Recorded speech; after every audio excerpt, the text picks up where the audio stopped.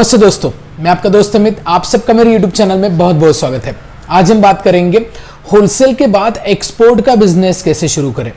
देखिए, बहुत सारे लोगों का ये सोचना है और ये सही भी है कि डोमेस्टिक मार्केट में हम बिजनेस करने के बाद काफ़ी ज़्यादा कंपटीशन होता है, तो क्यों ना एक्सपोर्ट की एक अपॉर्चुनिटी हम ले पाए। तो बहुत सारे मतलब पार्टिसिपेंट, हमारे सब्सक्राइबर, हमारे स्टूडेंट्स कॉल करके ये भी पूछते हैं कि मैं एक्सपोर्ट के लिए जाना चाहता हूँ तो कैसे जाऊँ। तो इसी के लिए काफ़ी सारे क्वेश्चन का एक ही जवाब मैं इस वीडियो में देना चाहूँगा। जो लोग एक्सपोर्ट के बारे में सोच रहे हैं अपने होलसेल बिजनेस के बाद, तो ये वीडियो आप सभी के लिए है, क्योंकि ये एक इंटरनेशनल अपॉर्चुनिटी है, लेकिन उसको देखने के लिए आपको कुछ चीज़ों के बारे में जानना बहुत ज़रूरी है। होलसेल बिजनेस ये अलग बात है, होलसेल के इनसाइट्स अलग है, मतलब बिजनेस करने का तरीका अलग है, और साथ में एक्सपोर्ट का अलग है। तो आपको ये देखना ज़रूरी है कि चलो अभी हम होलसेल शुरू करते हैं, अपने मार्केट में पेनिट्रेट करते हैं, काफ़ी अच्छा सेल भी करते हैं, नई कंपनीज लेके आते हैं और अच्छा सेल हो जाता है, लेकिन क्या ये सही वक्त है एक्सपोर्ट में जाने का? तो देखिए, एक्सपोर्ट में जाने के लिए आपको अलग से टीम रखनी ज़रूरी है, क्योंकि आप अगर होलसेल करके एक्सपोर्ट करना चाहते हैं तो होलसेल बिजनेस, जैसे मैंने बताया ना, कि उसके लिए आपको एक एसओपी बिठानी पड़ेगी, जिसमें मान लीजिए आप स्टार्ट तो मतलब एजेंसी शुरू करते हैं, लेकिन उसके बाद एक अच्छे ग्रोथ होने के बाद आपके पास एक अच्छी टीम होनी चाहिए जो नियर बाय रिटेलर्स को कनेक्ट करे का, और कंपनी से कनेक्शन रखे, उसकी स्टॉक रिक्वायरमेंट को जाने, स्टॉक मेंटेन करे, फाइनेंशियल्स को आपको मेंटेन करना है, साथ में एक्सपायरी मैनेजमेंट को अच्छी तरीके से हैंडल करना है, और फ्यूचर ग्रोथ। ठीक है, तो ये सारी चीजें आपको एक प्रॉपर एसओपी जब तक नहीं बैठती तब तक आप उस बिजनेस से हट नहीं सकते। तो होलसेल शुरू किया लेकिन उसमें ग्रोथ नहीं मिल रही तो एक्सपोर्ट करें, तो ये सही नहीं है। आपको बिजनेस करने का तरीका या उसको जानने का तरीका इंपॉर्टेंट है। आप जब तक बिजनेस को नहीं जानते तब तक आपको डिफिकल्टी आएगी। डोमेस्टिक बिजनेस मैं मानता हूं, मेरे एक्सपीरियंस के मुताबिक कंपेरेटिवली ईजी है रादर देन इंटरनेशनल एक्सपोर्ट, क्योंकि इंटरनेशनल बिजनेस में काफ़ी ज़्यादा रेगुलेशंस हैं, काफ़ी ज़्यादा मतलब आप ये बोल सकते हैं कि कॉम्प्लिकेशंस भी हैं, कई सारी स्टेप्स होती है, उसके बाद आप डील कर सकते हैं। और डोमेस्टिक में क्या है ना, कि डोमेस्टिक में आपके पास इतने ज़्यादा कॉम्प्लिकेशन नहीं होते। आपके पास स्टॉक अवेलेबल है, रिटेलर को चाहिए, आप उसके रिक्वायरमेंट के अनुसार एक अच्छा कैश डिस्काउंट दे सकते हैं। आप मतलब प्रोडक्ट स्कीम अच्छी है तो वो भी आप दे सकते हैं, टाइमली डिलीवरी करें, और पेमेंट आपका प्रॉपर होना चाहिए, मतलब रिटेलर का पेमेंट प्रॉपर हो, और साथ में आपकी कंपनी से कनेक्शन भी अच्छे होने चाहिए, रेगुलरली आपका ट्रांजैक्शन हो, तो एक अच्छा रेपो बनता है। तो ये कंपेरेटिवली इजी है रादर देन इंटरनेशनल। अब मैं ये क्यों बता रहा हूँ, क्योंकि इंटरनेशनल में एक चीज है, इंटरनेशनल में अगर आप जाना चाहते हैं तो पहले तो आपको मार्केट की नॉलेज लेनी चाहिए कि होलसेल बिजनेस अब तक आपने सेट किया। अगर हम ऐसा एज्यूम करते हैं, अब स्टेप आती है एक्सपोर्ट की, तो एक्सपोर्ट बिजनेस को पहले समझिए। एक्सपोर्ट में आप कई प्रकार के अलग अलग कैटेगरीज की दवाइयाँ सेल कर सकते हैं, जिसमें जेनेरिक्स आता है, मेडिकल डिवाइसेस आता है, आयुर्वेदिक आता है, न्यूट्रास्यूटिकल आता है, एफएमसीजी कॉस्मेटिक्स आता है, होम्योपैथिक आता है, वैक्सीन्स आते हैं, देन वेटरनरी प्रोडक्ट्स आते हैं। कितने भी हेल्थ केयर में जितने भी ब्रांड्स हैं वो सब फार्मास्यूटिकल्स और हेल्थ केयर की मतलब कॉम्बिनेशन करके आप एक्सपोर्ट कर सकते हैं।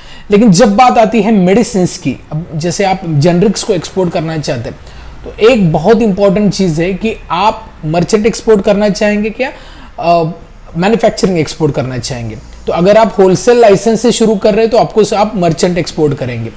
तो इसमें दो प्रकार है, एक आप डायरेक्टली एक मैन्युफैक्चरर की दवाई या एज इट इज एक्सपोर्ट करेंगे, नहीं तो आप व्हाइट लेबलिंग करके मतलब आप अपने नाम पे एज ए मार्केटिंग कंपनी बना के उसको एक्सपोर्ट कर सकते हैं। दो चीजें हैं, आपको ये सिलेक्ट करना है पहली चीज। उसके बाद क्या सिलेक्ट करना है कि आपको एक्सपोर्ट करना कहां पे है। मार्केट अलग अलग है, मतलब एशिया की बात करें तो साउथ ईस्ट एशिया, ठीक है, then central Asia, then west Asia, इसके बाद अफ्रीका की बात करें तो साउथ अफ्रीका है, देन सेंट्रल अफ्रीका है, ईस्ट अफ्रीका है, वेस्ट अफ्रीका है। अमेरिका की बात करें तो इसमें भी यूएसए में काफ़ी ज़्यादा अलग अलग सेगमेंट है, लैटिन अमेरिका एक अलग सेगमेंट है, इसके बाद यूरोप है, ठीक है, उसके बाद रशिया है, ओके, फिर गल्फ कंट्रीज आती है, मीना कंट्रीज आती है। तो आपको एरिया सिलेक्ट करना है, कौन सी कंट्री को आपको टारगेट करना है। ज़्यादा कंट्री टारगेट ना करें, मतलब 10-15 कंट्री कर रहे हैं तो ऐसा मत करें, ठीक है, क्योंकि हर कंट्री की रिक्वायरमेंट बहुत अलग है, ठीक है, उसमें समय लग जाता है।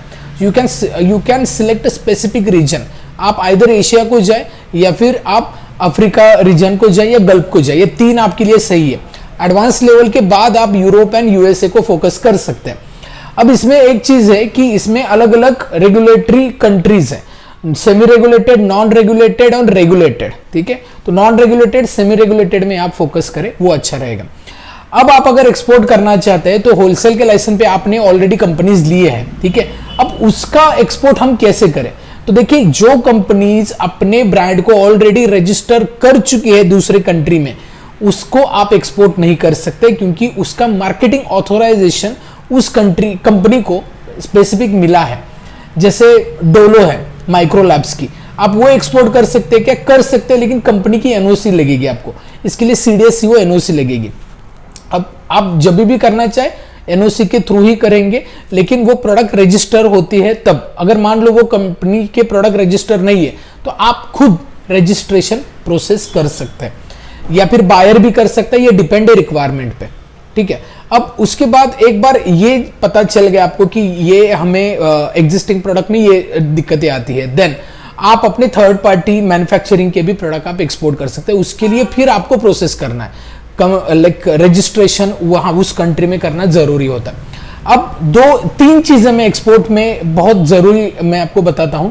पहली चीज होती है कि जो एक्सपोर्ट आप करना चाहते हैं और जिस कंपनी से आप वो दवाइयां ले रहे हैं, मान लो दुबई में आप एक्सपोर्ट करना चाहते हैं और पैरासिटामोल एक्सपोर्ट करना चाहते हैं, और XYZ कंपनी है उससे आप दवाइयां लेके वो एक्सपोर्ट करना चाहते हैं, तो जो XYZ कंपनी है वो दुबई में रजिस्टर्ड होनी चाहिए, उसको हम बोलते हैं प्लांट अप्रूवल। तो प्लांट अप्रूवल सबसे पहली चीज आती है। उसके बाद नेक्स्ट है पैरासिटामोल का अलग रजिस्ट्रेशन करना पड़ेगा, और वो रजिस्ट्रेशन ईयरली रिन्यूअल भी होता है, ठीक है। तो उसके लिए डॉक्यूमेंट जो होता है वो डॉजियर होता है, COPP होता है, COO होता है, COA होता है, ठीक है। और मतलब ये क्या होता है ना, certification of analysis, certification of pharmaceutical product, certification of origin, ये, और साथ में ड्रग मास्टर फाइल होती है, ठीक है। अब ड्रग मास्टर फाइल होती है जब मेडिसिन आते हैं, लेकिन अगर डिवाइसेस की बात करें सर्जिकल की, तो उसमें डिवाइस मास्टर फाइल आती है, ठीक है। ये चीजें आपको जानिए, वो प्रोडक्ट एक रजिस्टर हो गया। उसके बाद अब एक्सपोर्ट के लिए जो कंट्री की लेबलिंग रिक्वायरमेंट है वो जाने, मतलब हमारे यहाँ जो पैकेट दिखता है वैसे वहां पे नहीं दिखता, वहां पे अलग अलग इंडिकेशन होता है, मे बी लैंग्वेजेस भी चेंज होती है, तो उसके अनुसार आपको लेबलिंग करना है, और लेबलिंग करने के बाद आप उसको एक्सपोर्ट कर सकते हैं। लेकिन आपके पास एक रिक्वायरमेंट अच्छी होनी चाहिए, कम से कम एक 1 लाख स्ट्रिप्स की रिक्वायरमेंट हो तो अच्छा है, क्योंकि एक जो बैच होता है ना, कम से कम वो बैच की रिक्वायरमेंट फुलफिल होनी चाहिए मैन्युफैक्चरर के लिए, ठीक है। तो आप एक अच्छा बल्क ऑर्डर लेके आए तो एक अच्छा, मतलब डायरेक्ट मैन्युफैक्चरर से आप प्रॉपर एक एग्रीमेंट करें, साथ में बायर्स के साथ एग्रीमेंट करें, और फिर आप एक्सपोर्ट करें, ठीक है। ये प्रोसेस मैंने बहुत ऊपर से बताई है, ठीक है। उसमें बहुत सारी अलग चीजें हैं, डॉक्यूमेंटेशन है, अप्रूवल प्रोसेस है, रेगुलेटरी डिपार्टमेंट का वर्क है, लॉजिस्टिक्स डिपार्टमेंट है, ठीक है। फिर पेमेंट के टर्म भी आपको देखनी है बहुत, ठीक है। और फाइनेंसेस आपको काफी ज्यादा लगेंगे compare to the wholesale. Wholesale में आप अगर 10 लाख इन्वेस्ट कर रहे हैं तो यहाँ पे आपको 50-60 लाख इन्वेस्ट करने की तैयारी होनी चाहिए, ठीक है। लेकिन आप कर सकते हैं, डेफिनेटली ये बिजनेस कर सकते हैं, लेकिन अगर आपको एक होलसेल बिजनेस समझना पहले जरूरी है। अगर आप होलसेल बिजनेस शुरू करना चाहते हैं अपने खुद का, तो आप हमारा 9 day workshop on pharma wholesale business management join कर सकते हैं, जहां पे मैं होलसेल बिजनेस कंप्लीट सिखाता हूं, ठीक है। ये बैच अभी इस मंडे से स्टार्ट होगी, डिटेल मैंने डिस्क्रिप्शन में दिया, उसको गूगल फॉर्म दिया, वो फिलअप करें, नहीं तो इस नंबर पे कॉल करें। एंड एक्सपोर्ट के लिए भी हमारा अलग से कंसल्टेशन एंड ट्रेनिंग होता है, अगर वो जानना चाहते हैं तो हमारे वेबसाइट को भी विजिट करें, वहां पे भी आप इंफॉर्मेशन ले सकते हैं।